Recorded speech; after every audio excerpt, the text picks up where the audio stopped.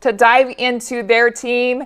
Head coach Matt Botsford in his new season after a decade of success at Florida Gulf Coast, where he became one of the winningest active coaches in Division I volleyball, now at the helm in Orlando. He's aiming to lead a young and determined UCF squad back into the Big 12 contention. Coach, welcome to the Big 12. Thank you for joining us here today. Pleasure to be here with you. Thank you. As you step into this new chapter with UCF, what drew you into this opportunity, and what are you most excited about as you take the reins of the Knights program? Yeah, well, I had a firsthand view of UCF volleyball, only being 3 hours south, and had the opportunity to compete against them and watch them grow, and just had a great amount of respect for what they were doing, and I know what this place can be. Also followed the trajectory of the university and the athletic department as a whole, and you add in the city of Orlando from a location standpoint, and it all just made sense. Coach, you've used the term reimagine time after time. What does that term mean for you, and how are you approaching this new era for UCF volleyball? Yeah, we talk a lot about it. I want to steer away from this concept of rebuilding. There's a ton of talent here. There's a ton of history here. It is simply about reimagining what we can do and elevating this program to another level.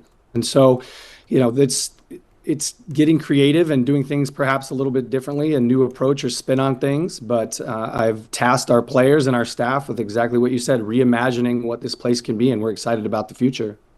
Well, I think you said it, Coach. You have some new faces, but you do have a really solid core returning. So what are you hoping these returning players will bring to the course of the season?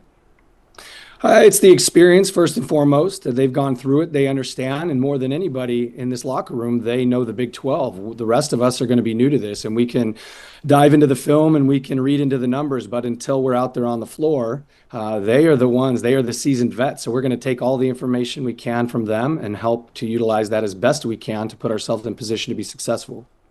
It may take a little bit more time, but are you able to identify the identity of the team, and where do you want to see the culture of the program as you've taken over? Yeah, I mean, the most important thing for me right now is building trust with one another, and certainly with our players, trusting the staff and knowing that our number one priority is to put them in position to be successful. But in terms of just characteristics beyond that, I'm looking for toughness. I'm looking for fierce competitors. I'm looking for people that are open to learning. You know, this is going to be about growth. And obviously there is a speed in that growth is helpful, of course. But yeah, I think those are the primary things right now. We've got a group of young women that are open, they're eager, they're ambitious, motivated. All the things that I could have asked for was already here, and then you add in our transfers and our incoming freshmen, and it's been exactly what I had hoped for. Coach, what would success look like for you in year one, whether if it's in the standings or something internally within the team? Well, if we're breathing, our goal is to be playing in the postseason, and so we want to be in that NCAA tournament, and we talk openly about it, and we understand that means we've got to leapfrog some teams in the Big 12 to get there. But absolutely, that's going to be a goal every year that we're here. And then as we look a little bit further on, the goal is going to be to compete for championships. So there's a long road ahead to get to that point, but I think it's very realistic that we have these goals immediately. And so that's what we're going after. And Coach, with those goals, obviously looking ahead to December, as you were planning your preseason and all the teams that you would play there and then moving into conference, what were you hoping to achieve, and what do you want to learn about your team moving forward? Yeah, I think it's about, well, first of all, we've got to learn to play with one another. It starts in the gym and our training, but being out on the floor in a competition is a little bit different. So early in that preseason, it's going to be about system transfer. It's going to be about finding the right combinations within the lineups to put us in the best position to succeed when the Big 12 conference play begins. And so there's some time and tinkering and experimenting during the preseason, and I think we'll be afforded some opportunities to do that. But we've got a lot of versatility, so that means our staff has to be creative and really pay attention to some of the finer details to determine exactly what group's going to give us the best chance to succeed at what time and what matchup. Leadership can be so valuable to any team, and especially when you've got so much change going on. So what can you tell us about the leadership right now on your team, and what players are stepping up for you? Well, the returners, and we inherited just some amazing personalities, talented players.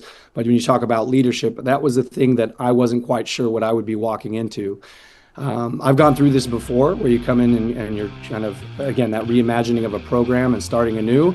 And oftentimes there is a ton of attention that needs to be paid to the culture, the leadership skills, but that was not the case when I got here. I think that over the last decade plus, UCF has instilled in these young women a certain expectation and standard in terms of how they approach every day. So I've been really impressed with that. Their openness, but yeah, the leadership is in place already, and we're going to rely heavily on those returners, as I mentioned earlier. Coach, so many moving pieces. Just how competitive is the gym right now with so many new faces trying to fight for those roles? It's extremely competitive, which is exactly what we want. And it puts myself and my staff in a tough position to make some hard decisions when we get closer to day one.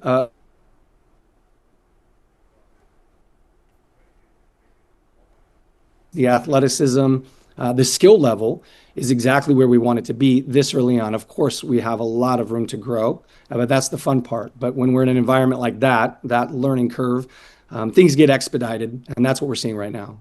Well, and I'm sure learning curve, you had one as well coming in, so much being thrown at you. What surprised you in a great way coming into it? I mean, you talked about the leadership, but is there anything or any player that you were just so excited to already find in place? Well, I mean, I could name quite a few, but being able to come in, and I knew in advance of the position being offered and accepted. I mean, we do our due diligence, and you're looking at the talent that's going to be in the gym, the people that you are bringing back. And we have 3 returners from that starting lineup, an amazing setter, Ava Armour, who was preseason Big 12, and Sasha Cohen, who's a young player. These are 3 that saw quite a bit of time out there and were really successful. So to be able to build and put in people around that and fill in places around that made things a lot easier and, more importantly, more attractive for me. You've brought in some big time transfers, English, Chapman, Thompson. How have they raised that competitive level and just the skill level in the gym early on? Yeah, well, there's familiarity in each of those names. Both Skylar and Ella played for me for quite some time, and then Reagan played for one of our assistant coaches. So that helped make the transition easier. But you mentioned the word versatility, I think, and that's really the key. All of them can do multiple things well, and that's going to impact the people in the gym outside of them and their position. And so it's about raising the level. And so those 3 have done a wonderful job doing that and assisting the growth of the other players around them too. Well, thank you, Coach Botsford. It has been an absolute pleasure to dive in more with you, with this team, the UCF Knights. We're looking forward to seeing you guys out there on the court Pleasure this to season. talking to you guys. Can't wait to see you again in the future. Thank you so much. Ladies, I want to get your thoughts really quick before we jump into our player athlete on this UCF team. And it's always difficult. This is the 3rd new coach in the Big 12 that we've been able to talk to. The transition of not only bringing in transfers, but a coach, a new system. Alex, how challenging can that be? Oh, it's so challenging. I had to deal with it myself. You never know what you're going to get from a player standpoint of coaches coming in with new systems. Every conference plays a little bit different, and every conference has a different identity. So for him coming from FGCU, they may have a different identity than he's bringing in here, you know? So the players are going to have to adjust to that, but it seems like he's doing a great job early on of establishing what he wants from the players and the expectations in the gym. Yeah, and I think to help that out is having so many returners. You know, new coach, tough, everyone new, even tougher. And so to have a good base settled in, they can make that transition a lot smoother.